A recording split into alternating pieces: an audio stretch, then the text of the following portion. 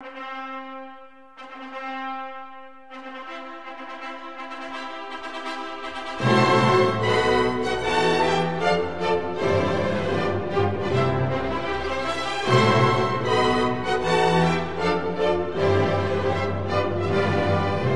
özgür iradenle bir ömür boyu Sayın Celil Çelik Beyefendi eş olarak kabul ediyor musunuz? Evet.